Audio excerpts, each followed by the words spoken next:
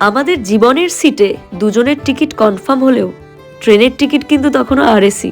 সেই অবস্থাতেই ট্রেনে উঠে পড়লাম, চলে গেলাম হরিদ্বারের উদ্দেশ্যে। হানিমুনে হরিদ্বার মন্দ নয় কিন্তু।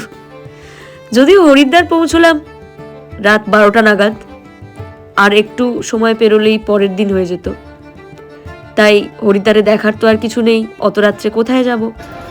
ভোরবেলা উঠে আমাদের রওনা দিতে হলো হর কি পৌড়ি।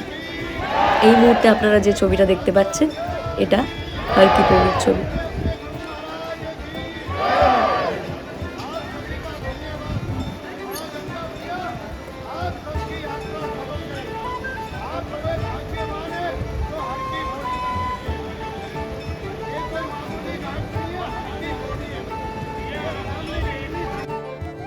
ধোঁয়া ওঠা 2 কাপ চা নিয়ে হর কি পৌড়ি দেখার পর আমরা বেরিয়ে পড়লাম যোশীমঠের উদ্দেশ্যে। যোশীমঠ যাওয়ার পথে বেশ কয়েকটি প্রয়াগ দেখতে পাওয়া যায়। প্রথমে দেবপ্রয়াগ, তারপর রুদ্রপ্রয়াগ, তারপর কর্ণপ্রয়াগ এবং তারপর নন্দপ্রয়াগ। যাত্রাপথে আমরা যদিও বিষ্ণুপ্রয়াগ দেখতে পাইনি। দেবপ্রয়াগ হলো ভাগীরথী ও অলোকনন্দার মিলনস্থল, রুদ্রপ্রয়াগ মন্দাকিনী ও অলোকনন্দার মিলনস্থল, আবার কর্ণপ্রয়াগে অলোকনন্দা পিণ্ডার গঙ্গার সঙ্গে মিশেছে, আর নন্দপ্রয়াগে নন্দাকিনীর সাথে অলোকনন্দা। প্রথমেই বলে রাখি, আমরা চেষ্টা করি কম খরচে ঘোরার। তো যাত্রাপথে আমরা কিন্তু কোনো রিজার্ভ গাড়ি নিইনি, আমরা শেয়ার গাড়িতে করেই আরও দুজনের সঙ্গে বেরিয়ে পড়েছিলাম যোশীমঠের উদ্দেশ্যে। কিন্তু দুজন যারা ছিলেন তারা মাঝখানে পুজো দিতে নেমেছিলেন। আমরা যেখানে এই মুহূর্তে হেঁটে বেড়াচ্ছি সেখানেই একটি মন্দির আছে, তো তারা সেখানে পুজো দিচ্ছিলেন এবং আমরা চারপাশ ঘুরে দেখছিলাম। তারপর ধীরে ধীরে তো বেলা বাড়তে থাকলো এবং আমরা আস্তে আস্তে এগোতে থাকলাম। তারপরে এলো লাঞ্চ টাইম। আমরা কিন্তু পাহাড়ি খাবারই খেয়েছিলাম। লাঞ্চ করে গাড়িতে ওঠার কিছুক্ষণের মধ্যেই গাড়ির টায়ার গেল পাংচার হয়ে। তো কি করা যায়, আমরা দুজনে মিলে নেমে পড়লাম গাড়ি থেকে এবং চারপাশটা হেঁটে বেরিয়ে দেখতে লাগলাম। তারপরেই দেখলাম ওখানে একটা জায়গায় তন্দুরি চা পাওয়া যাচ্ছে। তো পাহাড়ে তন্দুরি চা খাওয়াই যায়, সময় তো কাটাতে হবে। গাড়ি সারানো হয়ে গেলেই আমরা আবার চাটা শেষ করে উঠে পড়লাম গাড়িতে। যেতে হবে যোশীমঠ, ওদিকে সন্ধে নেমে আসছে। আমরা গাড়িতে বসেই সিদ্ধান্ত নিলাম যোশীমঠ যদি পৌঁছেই যাই তারপর আর বেশিক্ষণ অপেক্ষা করব না, চলে যাব আউলি। তাই যেমন ভাবনা তেমন কাজ। গাড়িতে ওঠার কিছুক্ষণ পরেই যখন যোশীমঠ পৌঁছলাম আমরা আউলিতে গিয়ে নামলাম। তখন কিন্তু রাত্রি নেমে গেছে। একটা হোটেলে তারপরে উঠলাম। হোটেলটা খুব সুন্দর ছিল, রাত্রের খাবার আমাদের দেওয়া হলো। যদিও রাত্রিবেলা তো, তাই খুব একটা বুঝতে পারছিলাম না যে আমাদের সামনে কি আছে, কি দৃশ্য অপেক্ষা করছে আমাদের জন্য। রুমের মধ্যে একটা হিটার দিয়েছিল, ঠান্ডা তো, রাত্রিবেলা মাইনাসে নাকি তাপমাত্রা চলে যায়। রাতে রুমে ঢোকার আগে একটু আগুন জ্বালিয়ে বসলাম। আগুনের উষ্ণতায় আমাদের সেই রাতটা কেটে গেল। ওখানে একটা পানীয় আমাদের দিয়েছিল, টেস্ট করেছিলাম, মন্দ নয়। তারপরে রুম থেকে দেখি এই অপূর্ব দৃশ্য, নন্দা দেবী দেখা যাচ্ছে। যাই হোক, ভোর হয়ে গেছে। ভোরবেলা হোটেলের রুম থেকেই এই নন্দা দেবী আমাদের চোখের সামনে এসে ধরা দিল। কি অপূর্ব দৃশ্য! আপনারা দেখতে পাবেন কিভাবে আমরা দেখছিলাম এই পর্দা সরিয়ে নন্দা দেবী একদম সামনে চেয়ার টেবিল পাতা আছে, ওখানে আমরা সকালবেলা ব্রেকফাস্ট করেছি। আবার এই দরজা খুললে সামনে পাহাড়, ফুল গাছ, চেয়ার টেবিল, পাহাড় দেখতে দেখতে চা খাওয়া, খাবার খাওয়া, গল্প করা। খুব সুন্দর কয়েকদিনের মুহূর্ত। সামনে গাছটা দেখুন কেমন ন্যাড়া হয়ে গেছে। খুব ঠান্ডা তো, সকালে তখনও মাইনাস। যাই হোক, সকালবেলা উঠেই তাড়াহুড়ো করে আমরা বেরিয়ে পড়লাম, যাব গরসন বুগিয়াল। একটা ছোট্ট ট্রেক, হেঁটে উঠতে হবে। এই জায়গাটা দেখুন, যেন একেবারে পেহেলগাঁও, তাই না? একটা চেয়ার লিফট আছে, এখান দিয়ে যাওয়া যায় চেয়ার লিফট করে, কিন্তু আমরা যে সময় গিয়েছিলাম সেই সময় মেরামতের কাজ চলছিল, ফলে আমরা চেয়ার লিফটে উঠতে পারিনি। কিন্তু অন্য সময় যারা যাবেন তারা হয়তো চেয়ার লিফটে করেও যেতে পারবেন। আবার ঘোড়ার ব্যবস্থা আছে, ঘোড়ায় করেও ওপরে উঠতে পারবেন। ওপরে উঠলে যে কি অপূর্ব দৃশ্য দেখা যাবে সেটা এখনই বলছি না, আপনারা দেখতেই পাবেন। রাস্তায় যেতে যেতে দেখলাম সেখানে কিছু জায়গায় জল বরফ হয়ে গেছে। এই যে শুভ্র বরফ তুলে দেখাচ্ছে যে কেমনভাবে বরফ জমেছে। স্নোফল হয়নি, কিন্তু এই যে সাদা সাদা যেগুলো দেখা যাচ্ছে ওগুলো কিন্তু বরফ জমে গেছে। যাই হোক, আমরা হাঁটতে লাগলাম। অনেকে বলছিলেন ঘোড়া ব্যবহার করার জন্য, কিন্তু আমরা ঘোড়া ব্যবহার করিনি। আমাদের মনে হয় যে হেঁটে দেখার মতো আনন্দ আর কোথাও নেই। একটু কষ্ট হয় ঠিকই, কিন্তু হাঁটলে অনেক কিছু দেখা যায়। অনেক দুর্গম জায়গায় তো যাওয়াই যায় হাঁটার ফলে। হেঁটে উঠতে লাগলাম, যাবো গার্সন বুগিয়াল। সেখান থেকে নাকি খুব সুন্দর দৃশ্য দেখা যায়। কি দেখা যায় দেখতে পাবো। এই দেখুন, আমরা পৌঁছে গেছি গার্সন বুগিয়াল। তা আমাদের গাইড দাদার সঙ্গে, ইয়াশপাল ওনার নাম।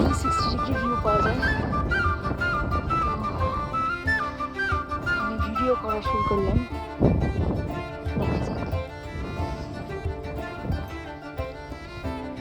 প্রচন্ড হাওয়া দিচ্ছে, হাত মুখ ঠোঁট পুরো ফেটে গেছে, হাতগুলো তো পুরো লাল হয়ে গেছে।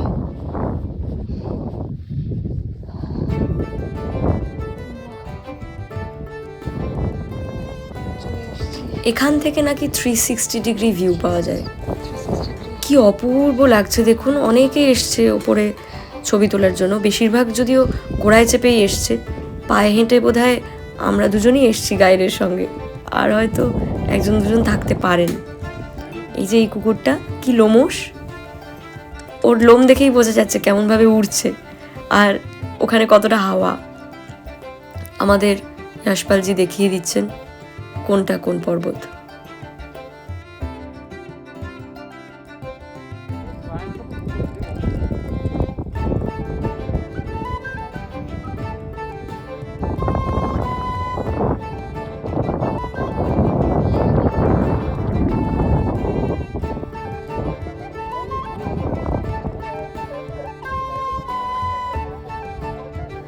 উপরে এত ঠান্ডা আর এত হাওয়া চালাচ্ছিল ওই দুপুরবেলার মধ্যেও, হাত দুটো প্রায় জমে যাওয়ার মতো অবস্থা। হাতে হাত ঘষছিলাম যাতে একটু গরম করা যায়।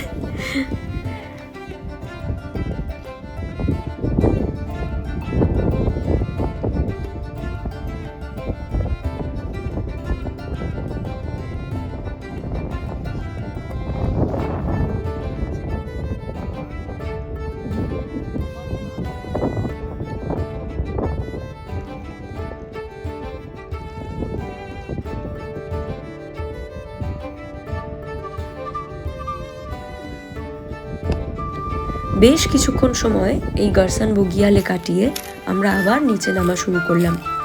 নিচে নামার জন্য যে সময় লাগে উপরে ওঠার থেকে কিন্তু অনেক কম সময় সেটা। উপরে উঠতে যথেষ্ট কষ্ট হয়, নিচে নামছি তেমন একটা কষ্ট হচ্ছে না। অনেকে যদিও ঘোড়ায় চেপে নামছিলেন। ট্রেক করে নামলে কিন্তু বেশ রোমাঞ্চকরই লাগে। আমরাও নামছিলাম, বেশ মজা লাগছিল। অনেকে কিন্তু ঘোড়ায় চেপেও নামছিলেন। হেঁটে নামলে আসলে চারপাশটা ভালো করে দেখা যায়, যেখানে খুশি দাঁড়ানো যায় নিজেদের ইচ্ছে মতো আর কি।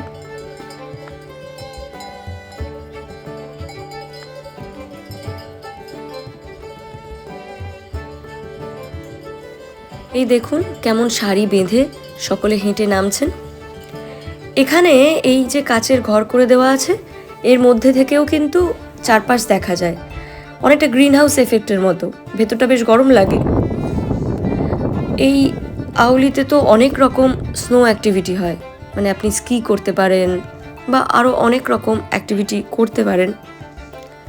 সেগুলোর জন্যও অনেকে আউলিতে যান। এখানে ট্রেনিং ইনস্টিটিউট আছে, ট্রেনিং নেন অনেকে।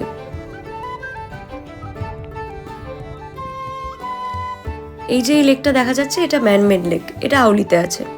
যাই হোক, আরেকটা দিন কেটে গেল। পরের দিন সকালে আমরা ঠিক করলাম আমরা যাব নীতি ভ্যালি। সেখানে নাকি প্রচুর ঠান্ডা। আমাদের পর্যাপ্ত জামা কাপড় নিয়ে আমরা নীতি ভ্যালির দিকে রওনা দিলাম। যাত্রাপথে একটা উষ্ণ প্রস্রবণ পড়ে, বেশ গরম জল দেখুন কেমন বুদবুদ করে বেরোচ্ছে, ওখানে হাত দিলেই কিন্তু গরম লাগবে। বাইরেটা যেমন ঠান্ডা, এখানে আমাদের যিনি গাইড ছিলেন তিনিই ড্রাইভার ছিলেন, তিনি আমাদের সঙ্গে করে নিয়ে গিয়েছিলেন নীতি ভ্যালির কাছে, তার গ্রাম গামশালি, সেখানেই আমাদের থাকার কথা। উনি আমাদের দেখাচ্ছিলেন যে দেখুন কেমন করে গরম জলটা বেরোচ্ছে, আপনারাও নিশ্চয়ই দেখতে পাচ্ছেন ভিডিওতে।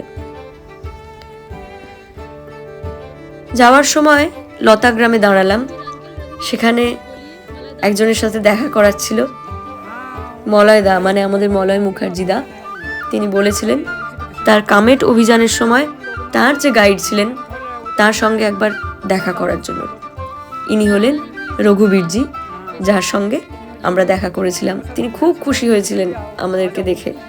উনি যখন জানতে পেরেছিলেন যে মলয় মুখার্জি আমাদের দাদা, তো উনি বারবার আমাদের বলছিলেন যে ওনার বাড়িতে থেকে যেতে, খেয়ে যেতে, খুব আন্তরিকতার সঙ্গে আপ্যায়ন করছিলেন, কিন্তু আমাদের হাতে ততটা সময় ছিল না।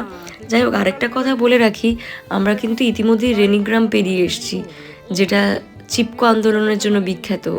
চিপকো আন্দোলনের অন্যতম মুখ গৌরী দেবী, তিনি কিন্তু রেনিগ্রামেরই মানুষ। এখন এসে পৌঁছেছি ধৌলিগঙ্গা। এই হলো ধৌলিগঙ্গা। এই রাস্তা ধরে আপাতত নেমে যাচ্ছি।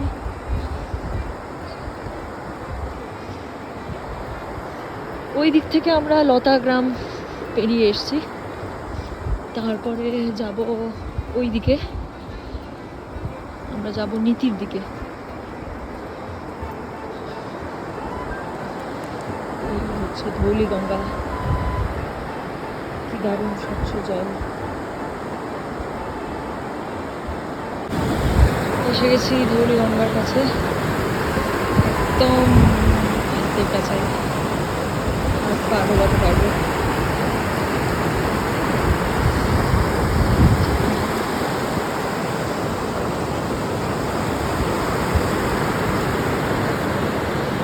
কোনো জনপ্রাণী নেই আপাতত। ধৌলিগঙ্গার জল ভীষণ স্বচ্ছ, ভীষণ পরিষ্কার, আমরা তুলে তো খেয়েওছিলাম। তারপরে এগিয়ে চললাম নীতির দিকে গাড়ি করে। দেখুন, যাওয়ার সময় মনে হবে যেন আমরা লাদাখে পৌঁছে গেছি। আমাদের যিনি গাইড দাদা, তিনি কিন্তু বহুবার কামেট গেছেন এবং বহু এক্সপিডিশন করেছেন, সেখানে তিনি পোর্টার হিসেবে গেছেন, কিন্তু তেমনভাবে স্বীকৃতি পাননি বলে তিনি সেই পেশা আপাতত স্থগিত রেখেছেন। গাড়ি চালান, মানুষকে ঘুরিয়ে দেখান, নিজের গ্রাম সম্পর্কে বলেন, সেটাতেই আনন্দে আছেন। নিচ দিয়ে বয়ে গেছে ধৌলিগঙ্গা, উপরে ওটা দ্রোণাগিরি। এই হচ্ছে রাস্তা, প্রচন্ড ঠান্ডা হাওয়া দিচ্ছে। দাঁড়িয়েছি কোনোভাবে, এই হলো রাস্তা।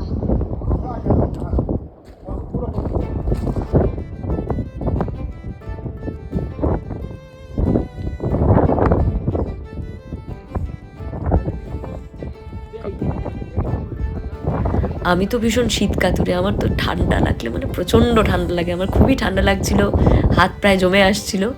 2-3টে জ্যাকেট না পরলে এই জায়গায় ভীষণই ঠান্ডা লাগবে। এই যে উপরে দেখা যাচ্ছে হিমালয়ান ব্লু শিপ, এরা যখন উপরে ওঠে পাথরগুলো গড়িয়ে গড়িয়ে এভাবে নিচে পড়ে, অনেক সময় গাড়ির ওপরেও পড়ে যায়, মানুষের মাথাতেও পড়ে, তো সচরাচর এখানে গাড়ি টাড়ি দাঁড়ায় না। উঠে যাচ্ছে কিভাবে। আমরা এসছি এখন, এটা মালারিগাঁও, এটা গ্রাম, নীতি যাওয়ার পথে পড়ে। এই হচ্ছে রাস্তা, আর ঠিক ওই দিকে ওই গ্রামটা। প্রচণ্ড হাওয়া, এখন -1 ডিগ্রি সেন্টিগ্রেড, এই দুপুরের মধ্যেও। এখন প্রায় দুপুর 2টো বাজে, রাত্রে তো -12-13 চলে যায়। আপাতত গাড়িতে উঠে পড়ছি। নেমে যাবি?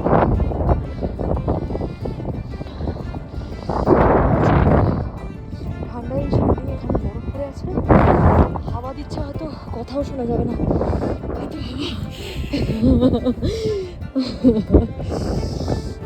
এই যে আমাদের গাড়ি দাঁড়িয়ে আছে, এটা ধৌলিগঙ্গা। আমরা যাচ্ছি নীতির দিকে, প্রচণ্ড ঠান্ডা, আর হাত বার করে রাখতে পারছি না।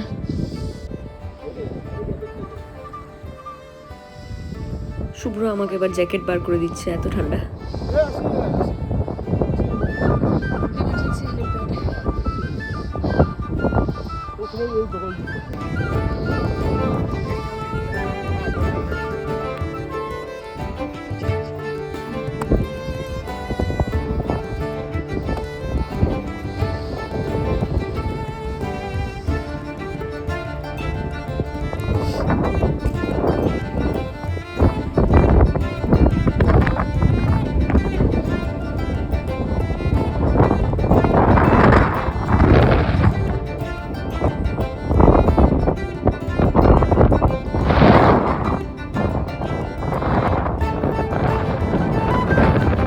এবারে আমরা পৌঁছে গেছি গামশালিতে একটুখানি গ্রামটা ঘুরে দেখব। এই মুহূর্তে এখান থেকে মানুষ সকলে নিচে নেমে গেছেন, কারণ এখানে তো প্রচুর ঠান্ডা। সবাই নিচে কোনো একটা গরম জায়গায় গিয়ে আছেন। গ্রামে কেউ নেই, চাবি তালা কিন্তু সেই অর্থে দেওয়া নেই, অথচ কারোর বাড়িতে চুরি হয় না, কিচ্ছু না, নিজেরা খুব মিলেমিশে থাকেন। দেখুন কেমন বরফ পড়ে আছে রাস্তা।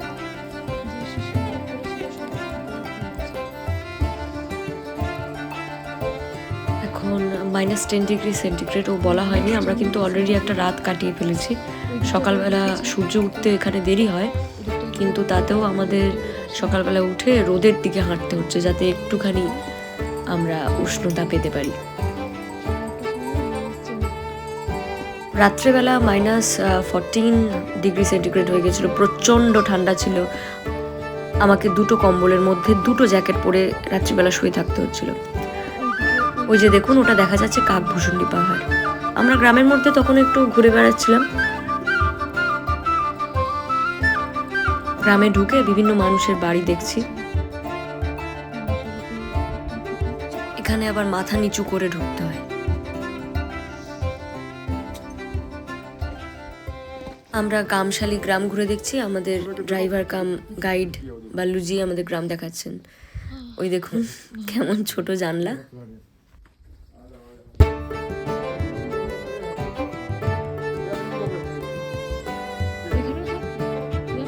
এই দেখুন, এগুলো কেমন দোতলা পাথরের বাড়ি, কি মজার না?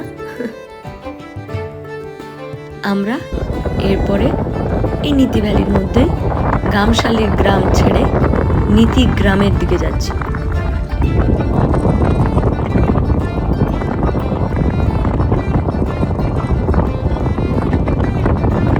গামশালি থেকে বেরিয়ে আমরা যখন নীতি গ্রামের দিকে যাচ্ছি, মাঝপথে পড়েছিল টিম্বারসনের মন্দির। সেখানেও 1 কিলোমিটার ছোট্ট একটা ট্রেক করে যেতে হয়। আমরা এবার উঠবো টিম্বারসনের দিকে।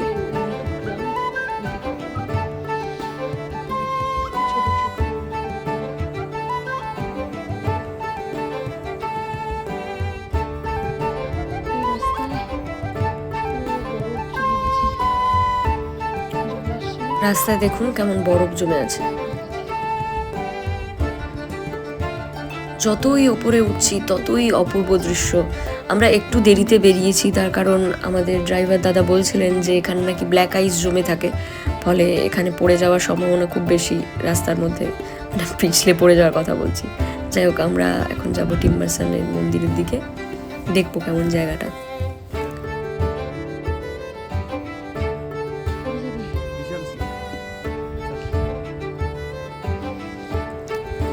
এই যে দেখুন, আমরা পৌঁছে গেছি। কেমন বরফ জমে আছে চারদিকে, প্রচুর বরফ। এগুলো এক একটা এত ভারী, যদি মাথায় পড়ে না মাথা পুরো ফুটো হয়ে যাবে, এত ভারী, পাথরের মতো পুরো। এই যে এই রাস্তা ধরে আমরা হেঁটে হেঁটে উপরে উঠে এসেছি। পাশ দিয়ে বয়ে গেছে দুধ গঙ্গা। কি অপূর্ব দৃশ্য। এই যে মন্দিরের পথে আমরা যাচ্ছি। এই যে জমে আছে ব্ল্যাক আইস, দেখা যাবে একটু পরে অ্যাকচুয়ালি কি হয়।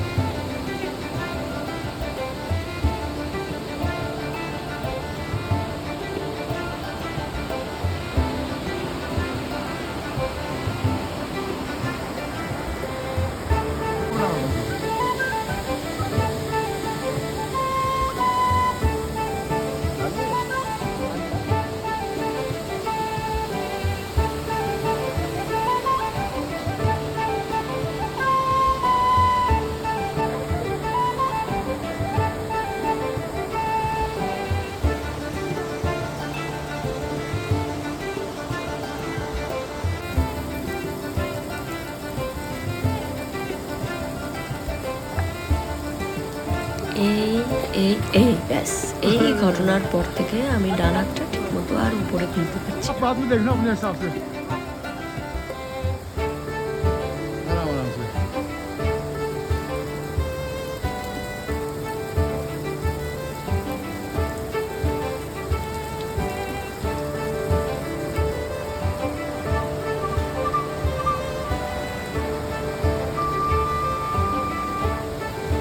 টিম্বারসান মন্দির থেকে ভীষণ সাবধানে নামতে হয়েছে। যাই হোক, টিম্বারসান মন্দিরের আরেক নাম হচ্ছে ছোট অমরনাথ মন্দির। আমরা সেখান থেকে নামার পর যাচ্ছি আবার যোশীমঠের দিকে ফিরে যাচ্ছে। যাত্রাপথে কিন্তু আবারও এরকম ছোট ছোট জায়গায় বরফ জমে থাকতে দেখেছি। আপনারা যদি ডিসেম্বর, জানুয়ারি, ফেব্রুয়ারি এরকম মাস নাগাদ যান, দেখতে পাবেন যে পুরো স্নোফল হয়ে আছে।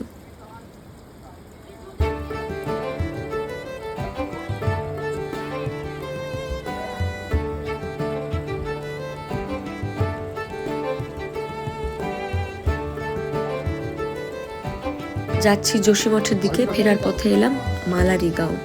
মালারি গাঁও খুব সুন্দর জায়গা। এখানে আপনারা দেখুন কি সুন্দর বাড়ি দেখাচ্ছেন আমাদের বালুয়াই। ভেতরে ঢুকে দেখব এখানকার থাকার জায়গা কেমন। এখানে এক ভদ্রলোকের সঙ্গে আলাপ হয়েছে যার নিজের হোমস্টে আছে। এখানে থাকার জায়গাটা দেখুন, এই যে এটা হচ্ছে কাঠের সিঁড়ি। এই কাঠের সিঁড়ি দিয়ে উপরে উঠে যেতে হয়। আর ভেতরের যে ঘর, এক অপূর্ব ঘর। এখানের সঙ্গে বাইরের তাপমাত্রার পার্থক্য প্রায় 20 ডিগ্রি সেন্টিগ্রেড। মানে আপনি যখন ভেতরে ঢুকছেন আপনার মনে হবে যে আপনি বাইরের থেকে 20 ডিগ্রি সেন্টিগ্রেড বেশি উষ্ণতার একটা জায়গায় চলে এসেছেন। আর এই যে এই জানলাটা, এই জানলা দিয়ে কি অপূর্ব দৃশ্য দেখা যায়।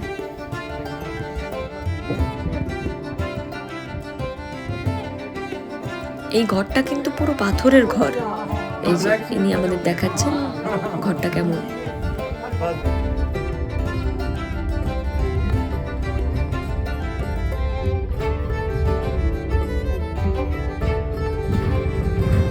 আমরা যাচ্ছি যোশীমঠের দিকে, আমাদের বাড়ি ফিরতে হবে। যোশীমঠ থেকে আবার নামতে হবে দেরাদুনের দিকে। দেরাদুন থেকে ট্রেন আমাদের তার ঠিক পরের দিন। আমরা ক্রমশ নিচে নেমে আসছি, ঠান্ডা কমে আসছে, গরম বাড়ছে, এক এক করে জ্যাকেট খুলছি। রাস্তায় মুলতানি মাটি পেয়েছি, এখান থেকে পৌঁছে গেছি যোশীমঠ। কি শুনতে পাচ্ছেন?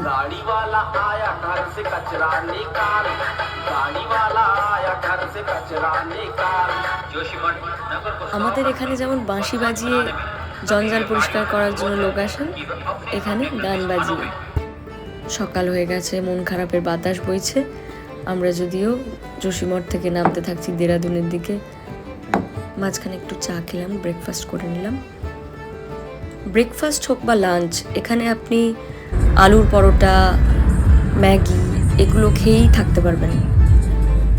যাচ্ছি দেরাদুনের দিকে।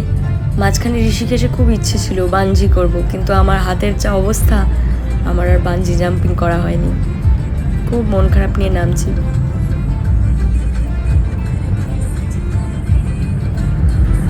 এই দেরাদুন স্টেশনে পৌঁছে গেছি, তখন বাজে দুপুর 3টে। ওদিকে আমাদের ট্রেন হচ্ছে রাত 9:45। এতক্ষণ কি করব? দেখছি বাইরে বাইক, স্কুটি এইসব রেন্টে পাওয়া যাচ্ছে। তো দেখেই ভীষণ লোভ হলো। আমি আর শুভ্র দুজনে বেরিয়ে পড়লাম স্কুটি নিয়ে। যাব মুসৌরি, দেখা যাক কি হয়। আমরা কিন্তু আমাদের স্যাক দুটো ক্লোকরুমে জমা করে দুটো ছোট র্যাপস্যাক নিয়ে বেরিয়ে পড়েছি।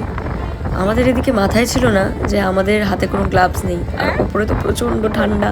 আর স্কুটি চালাতে গেলে তো ভীষণ ঠান্ডা লাগছে শুভ্রর, আমারও হাতটা প্রায় জমে আসছে। তো কি করা যায়, পৌঁছে গেলাম মুসৌরি। সেখানে গিয়ে দুজনে এক জোড়া করে গ্লাভস কিনে নিয়েছি। তারপরে এগোতে থাকলাম। উপরে যত উঠছি সন্ধে নামতে থাকছে, একটু ভয়ও লাগছে, কারণ এই প্রথম শুভ্র স্কুটিতে পাহাড়ে উঠছে। পাহাড়ে ওঠা আর পাহাড় থেকে নামা দুটোই কিন্তু চাপের ব্যাপার, মানে স্কুটি নিয়ে বা বাইক নিয়ে যাই হোক। আর প্রথমবার হলে তো একটু ভয় লাগা স্বাভাবিক।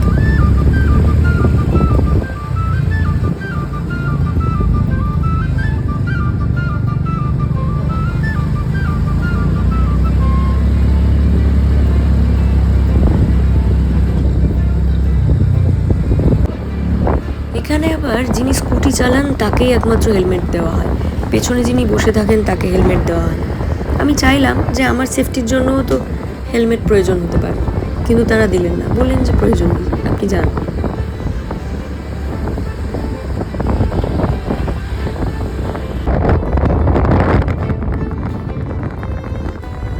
আমরা উঠতে থাকলাম মুসৌরির উদ্দেশ্যে। তখন পড়ন্ত বিকেল। মুসৌরি যখন পৌঁছচ্ছি অনেকটা দার্জিলিংয়ের মতো লাগছে। পাহাড়ের মাথায় এক টুকরো শহর, দ্য কুইন অফ হিলস।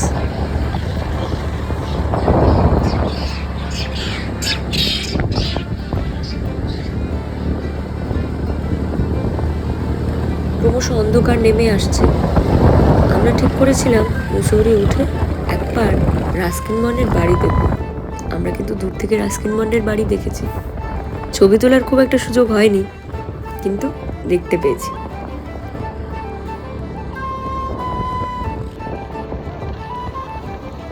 আমার তো ভীষণ মজা লাগছিল, যত পাহাড়ের ওপরে উঠছি তত ঠান্ডা লাগছে। বেশ একটা অন্য অভিজ্ঞতা। এই হুট করে ভেবে হুট করে বেরিয়ে যাওয়া, হঠাৎ করে নতুন কিছু ভাবনা, এগুলো আমার খুব ভালো লাগে। আমি বেশ এনজয় করছিলাম। আর আমার আরও বেশি আনন্দ হচ্ছিল কারণ শুভ্র আরও বেশি এনজয় করছিল। ওর প্রথমবার পাহাড়ে স্কুটি চালানো, এরকম দুঃসাহসিক কাজ ও করছে, ওর তো খুব মজা লেগেছে। আমরা কিন্তু তখনও বাড়িতে জানাইনি, কারণ বাড়িতে বললে হয়তো তারা বকাবকি করবেন যে কেন আমরা এরকম রিস্ক নিলাম। কিন্তু এই না জানিয়ে কিছু করার মধ্যেও কিন্তু বেশ মজা আছে।